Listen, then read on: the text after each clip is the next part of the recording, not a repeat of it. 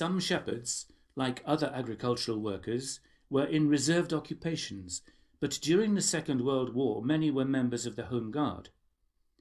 They prepared for the very real threat of invasion. Training was serious and not without its dangers from injury and accidents. Night duty, plane spotting from sites overlooking the Milfield plain and airfield, was done after a full day's work. In the evening you could hear the planes coming across. You sometimes had a look outside and there's hundreds coming, they come right over Dunsdale there. As for the B-17 that crashed up on Braden Crag, it was just after lunch because it was sort of starting to snow. My mother came down saying that there's a plane crashed up there. Yeah, Dad heard it, and he's taken Sheila and he's away to look for it. Of course, the two shepherds from Southern Now went away as well. They lost each other in the mist, and Frank was wandering about himself and he just met my father in the mist, and they continued to walk right to Braden Crag. It's a big heap of rocks right on the sort of top of the hill. They sheltered in down behind the crag there, and Sheila was with them, of course. And however, they found that she wasn't there anymore. She disappeared, and of course they decided, oh well, she'll find her way back.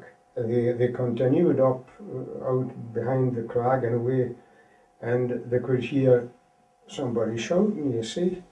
And as they got closer to the peat hags up there on the top, they found the men there. Sheila had gone to them. Of course, as soon as they seen the dog, they knew there was somebody about, and that's when they started shouting. There was 4 of them. They always said, now keep away from the plane, there's bombs on there. However, Frank, he thought, oh well, I'm going to have a look in to see if there's anybody there. And Frank went and looked in. However, he couldn't see nobody.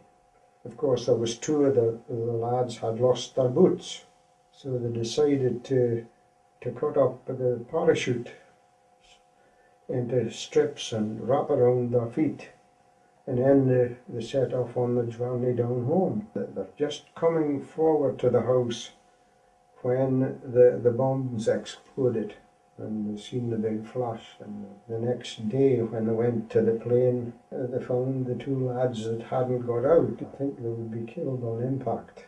The bombs went up, of course everything was thrown right up, and they were thrown onto the snow as well.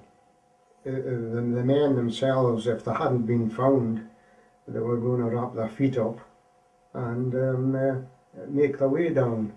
The only thing was, they would go with the wind on their back, which would take them sort of right across the top.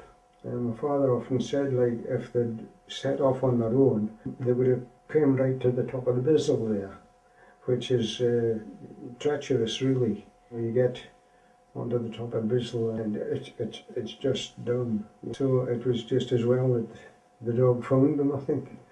Often when I was just going away with the milk in the pony and trap, and I had to stop at the church gate till they went in for the funerals. I've never forgot that. And that horse stood and he never moved.